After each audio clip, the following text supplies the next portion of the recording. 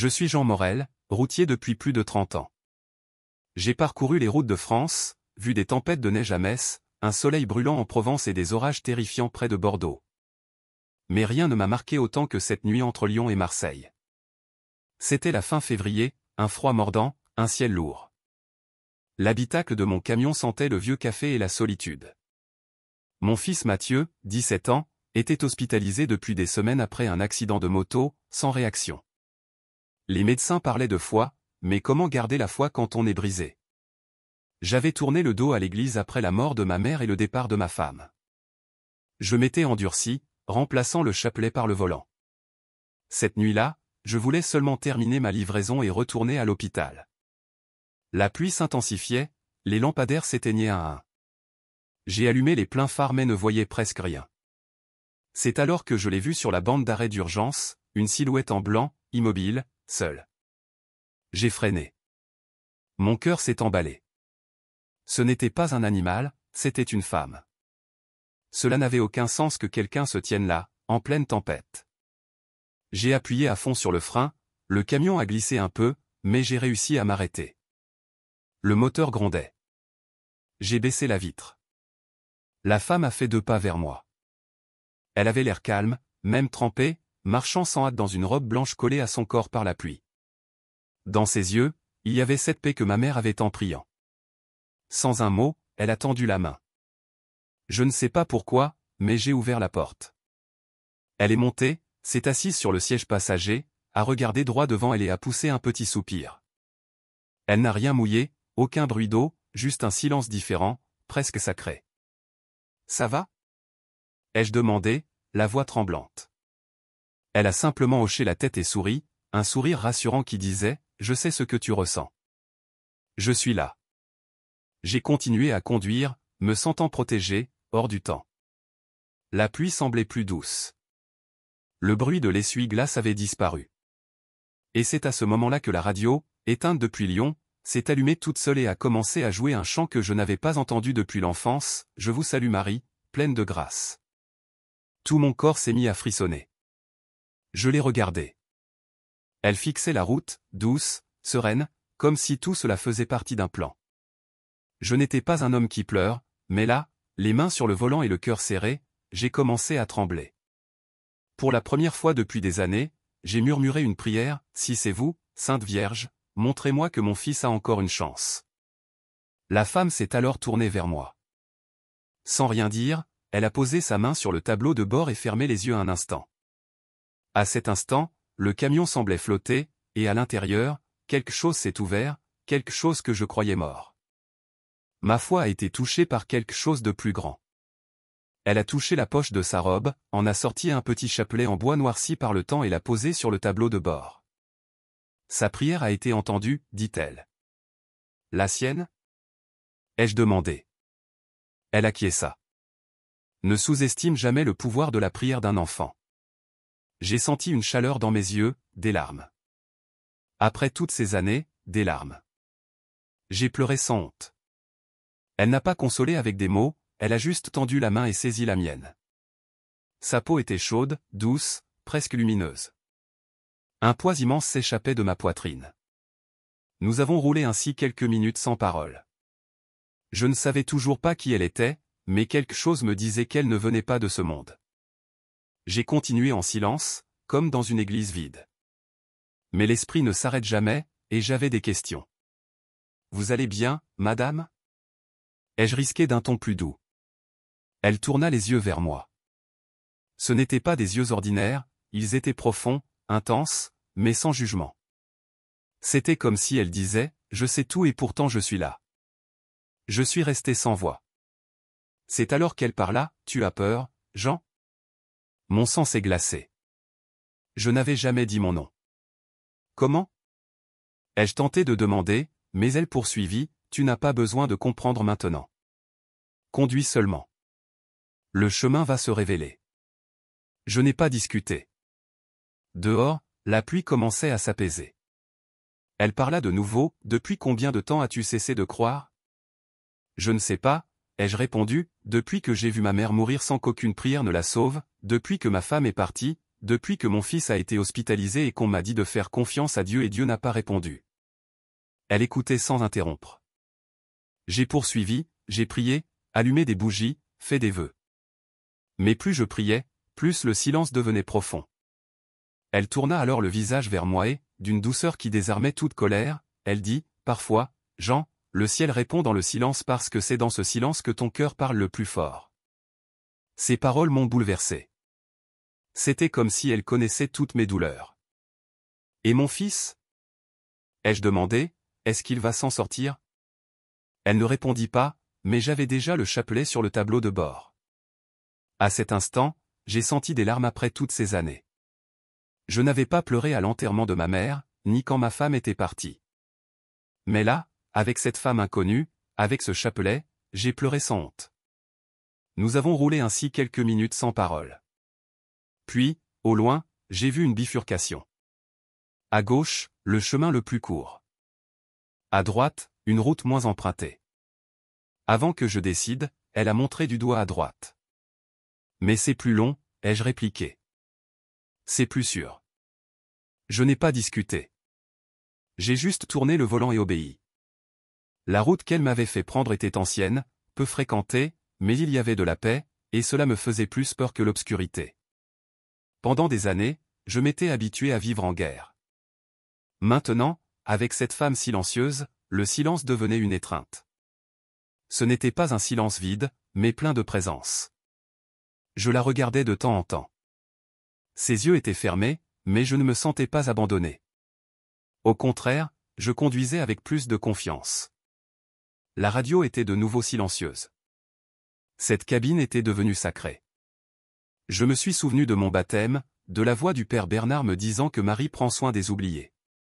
Les larmes sont revenues, mais pas de douleur, comme si tout en moi était lavé. C'est alors qu'elle a ouvert les yeux et murmuré, « Le ciel ne t'a pas oublié, Jean. » « Tu as entendu ce que je pensais ?» ai-je demandé. Elle a simplement souri et répondu, « Je t'ai toujours entendu. » J'ai senti que j'étais devant quelque chose de divin. « Tu es un ange ?» ai-je demandé. Elle m'a regardé avec tendresse, « Je suis simplement quelqu'un envoyé par elle, celle qui ne t'a jamais abandonné. » Elle m'a demandé de marcher à tes côtés cette nuit. Ma gorge s'est serrée. « Marie ?» ai-je chuchoté. Elle acquiesça. « Mais pourquoi ? Je ne mérite pas cela. » Elle me regarda avec une douceur ferme, « Tu es père, Jean. Si ton fils faisait une erreur, l'abandonnerais-tu ? » Jamais, ai-je répondu. Alors, pourquoi crois-tu que Marie t'abandonnerait ? Ce fut comme un coup de marteau. J'ai compris ce qu'était la miséricorde, un nouveau départ. Elle a refermé les yeux et la route semblait s'endormir. Une légère brume est apparue devant nous. La femme a alors ouvert les yeux et dit doucement, « Le carrefour est proche. » La brume est devenue épaisse, mes phares n'étaient plus que des petites lanternes. La femme gardait les yeux fixés droit devant. J'ai aperçu une bifurcation mal signalée. À gauche, la chaussée semblait mieux pavée. À droite, une voie plus étroite. Ma première réaction fut d'aller à gauche. Mais avant que je ne tourne le volant, la femme tendit la main et parla avec fermeté, doucement, « Jean, arrête-toi. » J'ai obéi aussitôt. « Ne prends pas à gauche. »« Mais c'est le bon chemin. » ai-je répondu. « C'est le plus facile, » corrigea-t-elle. « Mais ce soir, le plus facile te mènerait à la mort. » Je suis resté figé. « Fais-moi confiance, » dit-elle. J'ai tourné le volant vers la droite. Le camion trembla en entrant sur le chemin étroit. Nous avons roulé ainsi lentement. Et puis derrière nous, un grondement. Dans le rétroviseur latéral, j'ai vu qu'une partie de la route de gauche s'était effondrée. Si j'avais suivi mon instinct, si j'avais douté d'elle. « Mon Dieu !» ai-je murmuré. Elle ferma les yeux comme pour remercier. « C'est elle qui t'a sauvé. Moi, je n'ai été que les pieds. » La mère avertit toujours. Elle protège toujours, même quand on ne le mérite pas. Parce que l'amour d'une mère ne dépend jamais du mérite. Mon corps entier tremblait. J'avais échappé à la mort par pure miséricorde. Pourquoi ? ai-je demandé, pourquoi moi ? Elle me regarda avec tendresse, parce que tu as encore quelque chose à accomplir, Jean. Parce que ton fils a encore besoin de toi. Parce que le ciel n'abandonne jamais un cœur blessé. Les larmes sont venues comme une inondation. Elle toucha mon bras et montra la route, continue, l'aube est proche. J'ai inspiré profondément, allumé les phares anti-brouillard et avancé, non comme quelqu'un qui fuit la mort, mais comme quelqu'un qui, pour la première fois depuis des années, se sent vivant. La route restait sinueuse, mais elle ne m'effrayait plus. Je sentais que je n'étais pas seul. La femme était toujours assise à mes côtés, sereine, le regard perdu dans l'horizon couvert de brume. Un silence révérencieux, presque liturgique, s'était installé. Ce n'était pas le silence du doute, mais celui de la certitude. C'est alors que j'ai aperçu l'enseigne d'une vieille station-service près de Valréas. Il ne restait plus beaucoup de kilomètres jusqu'à l'hôpital. J'ai décidé de m'arrêter, non pas pour le carburant, mais parce que mes jambes ne me portaient plus. J'ai garé le camion, coupé le moteur. Tout devint calme. J'ai poussé un long soupir et me suis tourné pour la remercier. Merci, ai-je commencé à dire. Mais le siège passager était vide. J'ai cligné des yeux, croyant mal voir. J'ai ouvert la porte, suis descendu et fait le tour du camion. Rien. Aucun signe, aucun bruit, aucune trace de pas sur le sol mouillé. L'air était froid et immobile, comme si elle n'avait jamais été là. Je suis remonté dans la cabine, pris d'un trouble mêlé d'étonnement et d'une étrange nostalgie. J'ai fouillé le siège, le tableau de bord. Tout était identique, sauf une chose. Là, juste à côté du levier de vitesse, il y avait un mouchoir blanc soigneusement plié. Il était petit, ancien, en tissu fin, et dans un coin, une rose rouge délicatement brodée à la main. Mon cœur s'est emballé. Je connaissais ce mouchoir. Ma grand-mère Louise, qui m'avait élevé, en avait un identique. C'était son mouchoir de prière, celui qu'elle tenait en priant, celui dont elle se servait pour essuyer ses larmes. J'ai touché le mouchoir avec révérence et j'ai senti de la chaleur, une chaleur réelle. J'ai fermé les yeux et murmuré, la voix nouée, Sainte Marie, c'était vous, n'est-ce pas? Et alors, quelque chose en moi s'est brisé. J'ai pleuré comme un enfant qui retrouve les bras de sa mère après s'être perdu. J'ai pleuré pour toutes ces années loin de Dieu, pour chaque prière oubliée. Et malgré tout cela, elle était venue. Elle était venue me chercher, me montrer que le ciel écoute encore. Je me suis agenouillé sur le tapis de la cabine, le mouchoir serré contre ma poitrine, et j'ai récité le Notre Père d'une voix tremblante, le cœur brisé mais avec foi. J'ai compris. Elle n'était pas une femme ordinaire. C'était la mère, vêtue de blanc, celle qui apparaît quand l'enfant est au bord du gouffre. Après quelques minutes, je me suis rassis au volant, tenant toujours le mouchoir. J'ai démarré le camion. La pluie s'était arrêtée, et une lueur pointait à l'horizon. Le jour se levait, et je savais, elle était toujours avec moi. Je suis retourné sur la route comme on revient d'un autre monde. Le moteur du camion grondait avec assurance, mais en moi régnait un silence profond, apaisé. Le mouchoir blanc restait sur mes genoux, comme une relique. J'ai conduit comme en transe jusqu'à l'hôpital de Valréas. Dès que j'en ai aperçu la façade, mon cœur s'est mis à battre plus vite. J'ai garé le camion, embrassé le mouchoir et l'ai glissé dans ma poche. J'ai traversé la réception vide. Jean Morel, ai-je dit essoufflé, mon fils est hospitalisé, Mathieu Morel, chambre 212. L'infirmière leva les yeux et sourit, montez, le docteur Pascal voudra vous parler. Je montais les escaliers 2 à 2. Dans le couloir du 2e étage, je vis le médecin sortir de la chambre 212. Il me regarda et son visage s'illumina. Monsieur Morel, justement, que s'est-il passé? L'interrompis-je, redoutant le pire. Le médecin sourit et dit alors les mots qui me firent tomber à genoux, il s'est réveillé. Je crus avoir mal entendu. Comment? Il y a environ 1 heure. Il a ouvert les yeux et vous a appelé. C'est un véritable miracle. Mes yeux se remplirent de larmes. Il a dit quelque chose? Le médecin hésita puis hocha la tête, il a dit qu'une femme en blanc avec un voile s'était assise à côté de lui et avait touché son front. Elle lui aurait dit « Ton père revient avec la foi. Tu peux te réveiller maintenant. » Et puis elle a disparu. Tout mon corps frissonna. Puis-je le voir? Demandai-je. J'entrai lentement, et il était là. Mathieu, mon garçon, les yeux ouverts, un léger sourire aux lèvres. Papa, tu es venu. Je me suis agenouillé, j'ai saisi sa main et posé mon front contre le sien. Je ne suis jamais parti, mon fils. J'étais juste perdu. Il me regarda avec tendresse, elle m'a dit qu'on n'est jamais seul, même quand on le croit. Nous sommes restés ainsi plusieurs minutes, à pleurer et à rire ensemble. J'ai sorti le mouchoir de ma poche et le lui ai montré. Mathieu caressa le tissu et sourit, comme celui de mamie. J'ai hoché la tête, les yeux embués. Ce n'était pas une hallucination, c'était Marie. Après que Mathieu se soit endormi, mon cœur était rempli d'une soif de comprendre. J'ai emprunté la voiture d'un ami et suis allé à Grillon, le petit village où j'avais grandi, là où se trouvait l'ancienne église Sainte-Anne où j'avais été baptisé.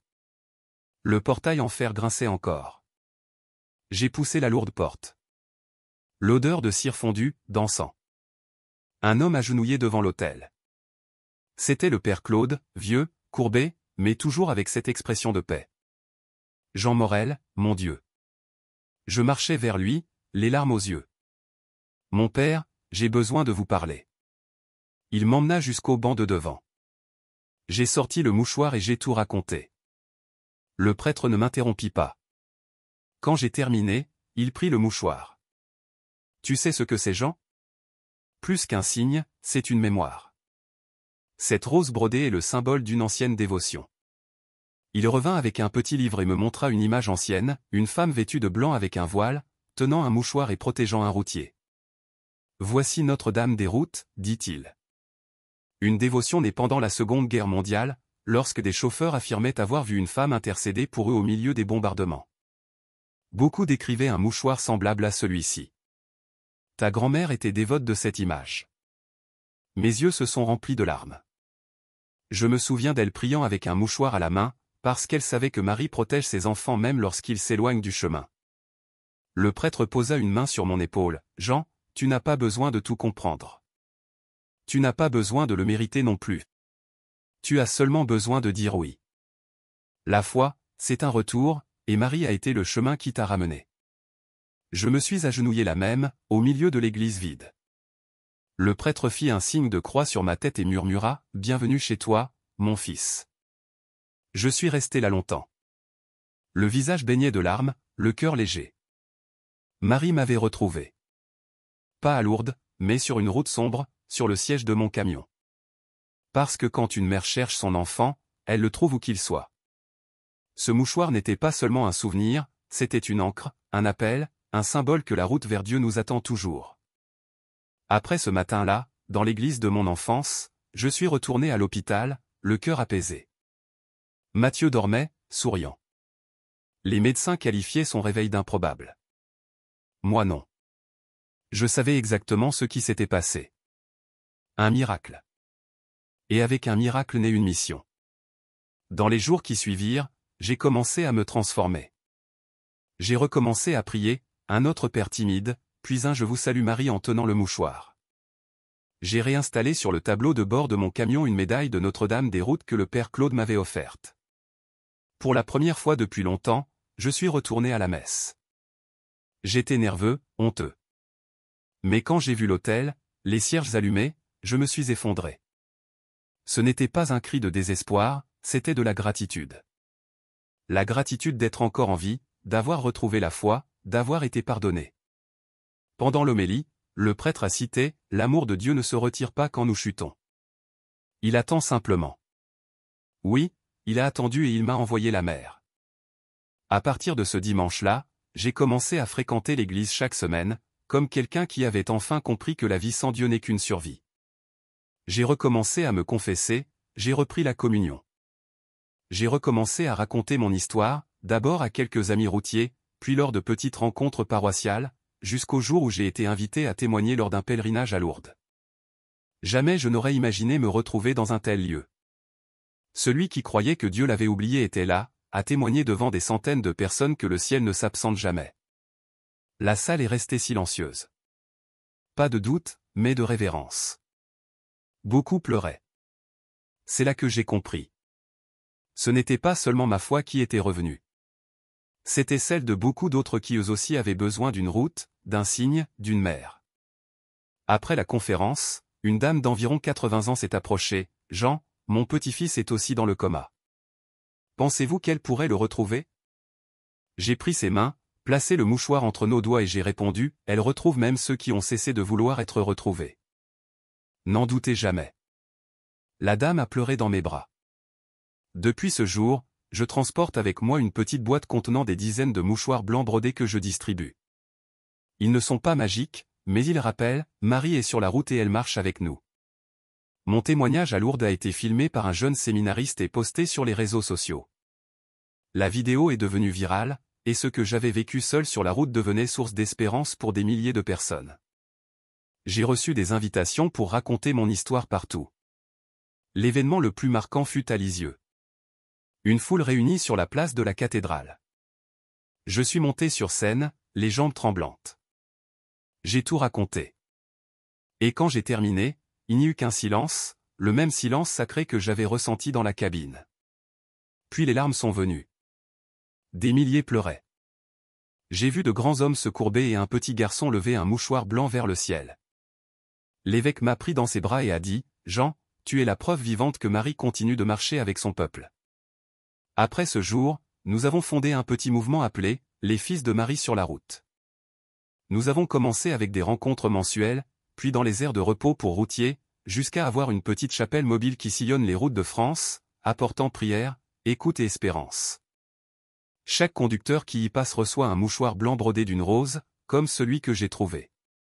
Ce n'est pas une superstition, c'est un rappel, une foi tangible, une tendresse de mère cousue dans du tissu. Nous en avons déjà distribué des centaines. Chaque fois que quelqu'un me demande, « Jean, avez-vous vraiment vu la Vierge Marie ?» Je réponds avec un sourire paisible, « Je ne l'ai pas vue comme on voit une personne quelconque. Je l'ai reconnue comme on reconnaît une mère. Non avec les yeux, mais avec le cœur. » Aujourd'hui, je continue de traverser la France avec mon camion, mais maintenant je ne suis plus seul. Dans le rétroviseur, suspendu par un fil, se trouve le mouchoir blanc qui m'a sauvé. Sur le tableau de bord, une image de la Vierge. Et sur le siège à côté de moi, je garde toujours une place vide, non pour une cargaison, mais pour me souvenir qu'à cet endroit, c'est déjà assis tout le ciel et que la route ne sera plus jamais la même. Ma foi n'est pas devenue un spectacle ni une perfection. Je fais encore des erreurs. Mais maintenant, je sais que je ne marche plus seul. Elle ne m'a pas trouvé à l'église, ni pendant une prière. Elle m'a trouvé sur la route. Elle m'a trouvé alors que je ne la cherchais plus, alors que j'avais cessé de prier. Elle m'a rappelé, pas avec des cris ni des reproches, mais avec le silence, avec tendresse, avec un simple toucher et un mouchoir laissé en signe d'amour. Matthieu s'est rétabli. Parfois, quand je prie le chapelet à la maison, il s'approche et tient le mouchoir blanc avec moi. Dans le petit village de Grillon, le père Claude a organisé une petite exposition avec les témoignages. Ces récits ne sont pas faits pour convaincre, ce sont des semences. Aux messes du dimanche, il y a toujours un banc réservé avec un mouchoir blanc posé dessus pour rappeler à tous que Marie visite encore ses enfants. Et quand je suis seul sur la route, j'ai l'habitude de lui parler. Je ne demande pas de grandes choses. Parfois, je dis juste « merci de m'avoir trouvé, merci d'être encore là ». Et chaque fois que je passe par ce virage près de Marseille, je ralentis. Je me souviens du toucher de sa main, de l'avertissement qui m'a sauvé, et je laisse une petite rose blanche sur une pierre au bord de la route. C'est mon hôtel silencieux. C'est là que je suis né de nouveau. C'est là que j'ai compris qu'aussi sombre soit la route, si Marie est proche, il y a de la lumière. Elle marche encore. Elle apparaît là où personne d'autre ne vient. Elle entre dans la vie des oubliés. Elle protège ceux qui ne savent plus se protéger. Et parfois elle choisit les chemins les plus improbables comme le siège d'un camion en pleine nuit pour s'asseoir à tes côtés parce qu'elle est mère et une mère ne se lasse jamais de chercher son enfant. La route continue, et moi je la poursuis. Les yeux sur l'asphalte et le cœur tourné vers le ciel. Parce qu'après cette nuit-là, j'ai appris.